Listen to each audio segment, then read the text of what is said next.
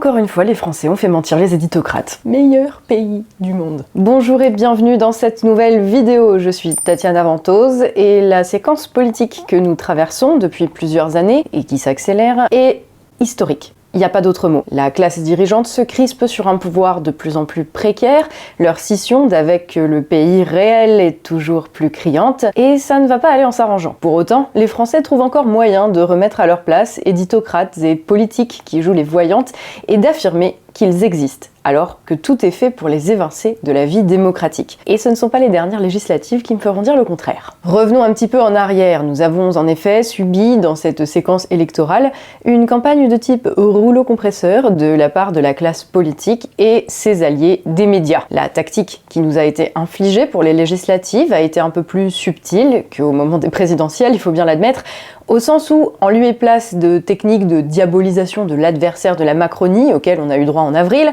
on a pu assister à une stratégie de détournement de l'attention, qui a d'ailleurs fonctionné sur la plupart des commentateurs et autres influenceurs politiques, mais les règlements de compte viendront plus tard. Détourner notre attention donc, mais de quoi vers quoi? Le but, c'était de remplacer l'image que nous avions de ce qui se passe dans le pays par une autre, dont les conséquences seraient potentiellement moins désastreuses pour la classe dirigeante. Remplacer, par le truchement du discours, un récit par un autre, et par là même une réalité par une autre. En somme, ils ont cherché à nous persuader que le clivage que nous pouvions observer jusqu'ici entre les élites et les classes populaires n'existait pas, ou à minima que ce n'était pas ce clivage qui permettait d'expliquer le paysage politique actuel, que c'était, comme le Covid long et les effets secondaires du vaccin, dans notre tête. Ceci dans le but bien sûr que les membres de la classe dirigeante ne finissent pas la tête au bout d'une pique.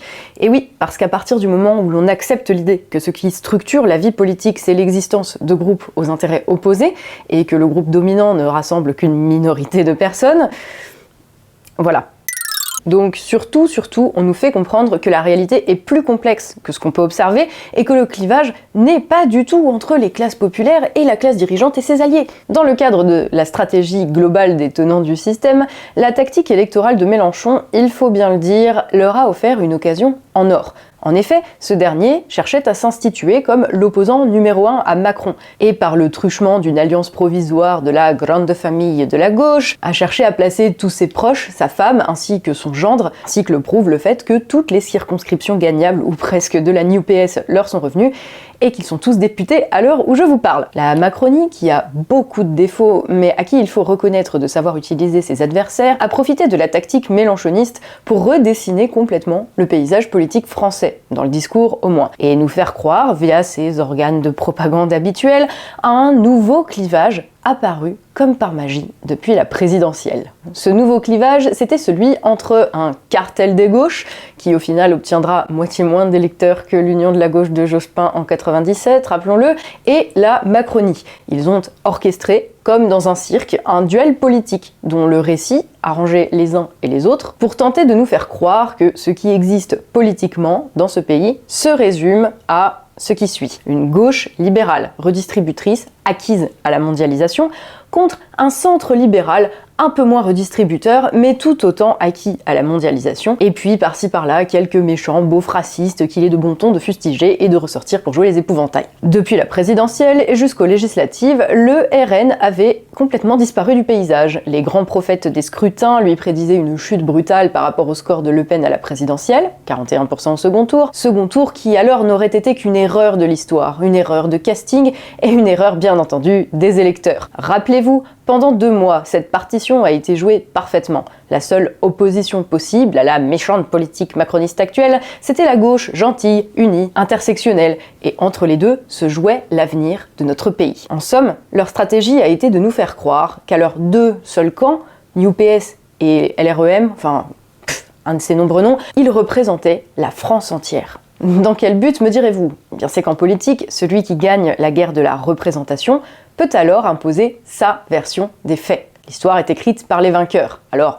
le reste n'existe pas si le vainqueur décide que ça n'existe pas. Mais ça vaut pour des temps normaux, des temps où la réalité qui existe hors du champ de la représentation n'est pas si énorme qu'elle est impossible à marginaliser, des temps où ce réel exclu de la représentation ne pèse pas assez lourd pour venir fracasser les déclarations qui se veulent performatives. Car si dans cette séquence on s'aventurait à regarder d'un petit peu plus près la sociologie des électorats d'Ensemble ou LREM ou je sais pas, et de la NUPES, d'aucuns auraient noté qu'il y avait plus que quelques petites similitudes entre les électeurs de la Macronie et ceux de la Mélenchonie.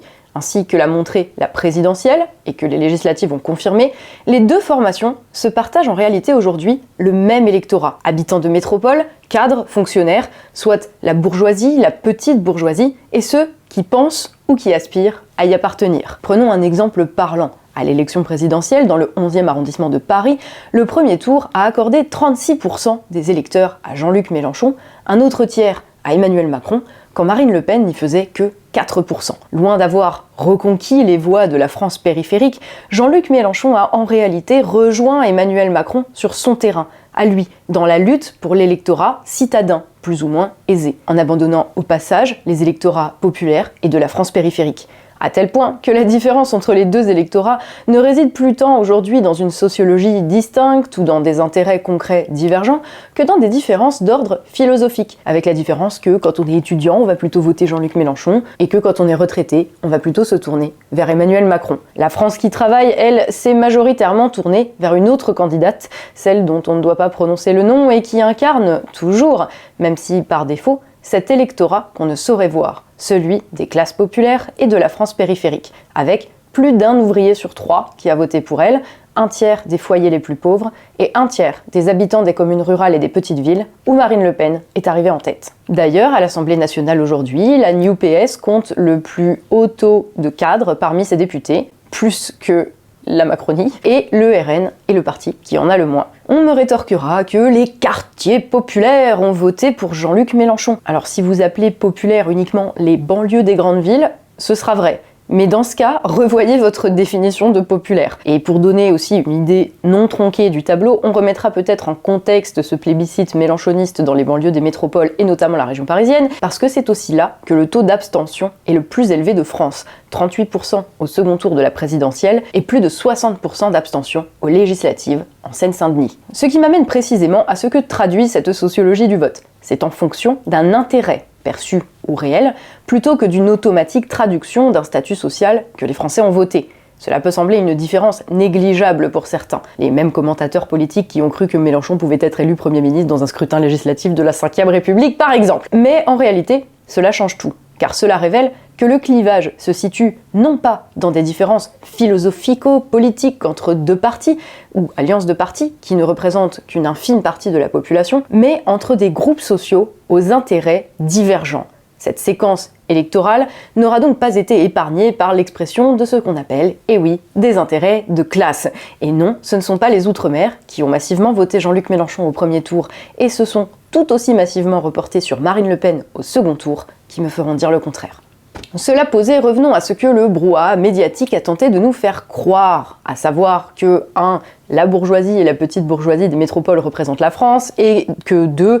La France est divisée selon un axe philosophique totalement abstrait, ne remettant jamais en cause le modèle économique dominant, seulement la quantité de redistribution qu'il faut pour le pallier. Ce clivage, comme je vous l'ai dit, est un leurre qui visait à nous détourner de la fracture que révèle une analyse un peu moins court-termiste de ce qui se passe, et dont j'ai d'ailleurs déjà parlé ici. Quel est-il ce clivage ? C'est que la société française est depuis des années maintenant fracturée en groupes aux intérêts pas seulement divergents, mais opposés.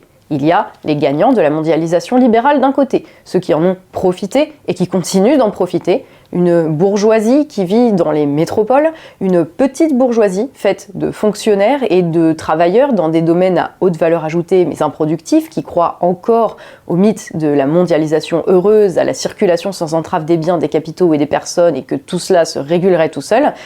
Et accolé à ces catégories de gagnants de la mondialisation, il y a, passez-moi l'expression, leur larbin, sans jugement de valeur, c'est pour parler de la fonction qu'ils occupent dans la société. Chauffeur Uber, livreur Deliveroo, employés précaires de services pour bourgeois localisés dans les métropoles. Ces groupes ont un intérêt objectif commun, que perdure la mondialisation, que s'accentue la tendance de la France à reposer sur une économie de services et de bullshit jobs, et que l'État, soumis aux logiques libérales d'institutions supranationales telles que l'Union européenne, ne soit plus là finalement que pour pallier via une redistribution plus ou moins importante de richesses, que l'on ne produit plus mais c'est une autre question, les inégalités créées par ce système. Et de l'autre côté, il y a ceux qui ont perdu à ce jeu du grand marché mondialisé, qui ont perdu un travail, un statut social, du pouvoir d'achat, des perspectives pour eux-mêmes ou pour leurs enfants, de l'agriculteur à l'ouvrier en passant par le travailleur indépendant et le chef d'entreprise, pas celui du CAC 40 mais celui qui fournit un travail concret, non délocalisable, tous ceux dont le travail repose sur du matériel, sur du concret, à qui l'on a promis une vie meilleure grâce à la mondialisation et qui se rendent compte qu'in fine, ils se sont bien fait avoir. La promesse, elle était pourtant simple. Nous allions cesser de produire nous-mêmes ce dont nous avions besoin pour faire travailler d'autres personnes dans d'autres régions du monde qui coûteraient moins cher à ceux qui les payent et qui permettraient à nos économies développées de bénéficier de toujours plus de biens à des prix toujours très bas. Hélas, la promesse d'abondance et de richesse s'est fracassée sur le réel. D'un côté, chômage et développement de boulots non productifs. Non, je ne vais pas employer le mot métier.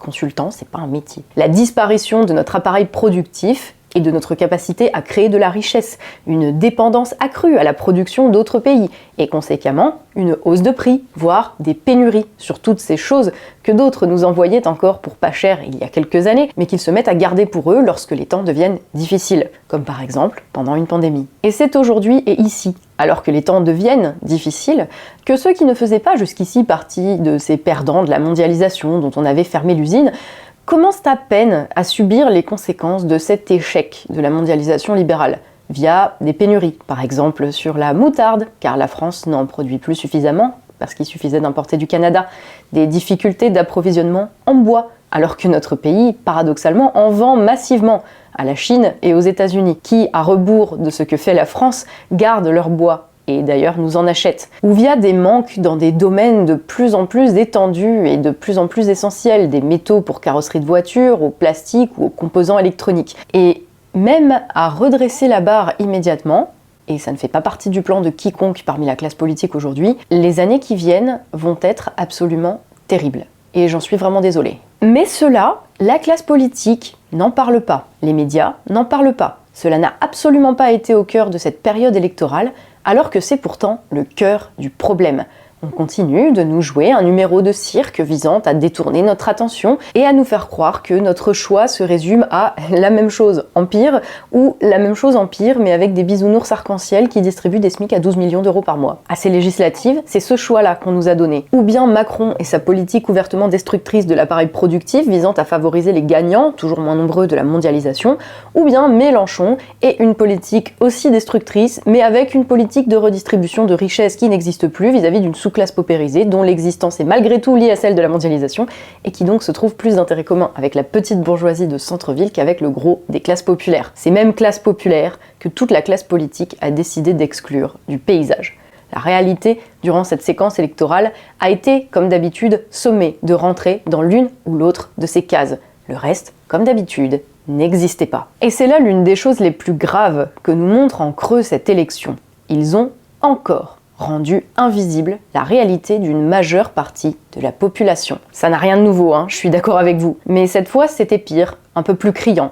Peut-être parce que le modèle économique qui nous ont tous embrassés est là en train de littéralement se fracasser sous nos yeux et qu'il persiste à essayer de détourner notre attention pour ne pas en subir les conséquences. C'est trop tard. Et je vous l'annonce ici, à la prochaine, ce sera encore pire. Et ce sera peut-être pas par une élection. Mais c'est le cercle vicieux caractéristique d'une classe dominante en perdition.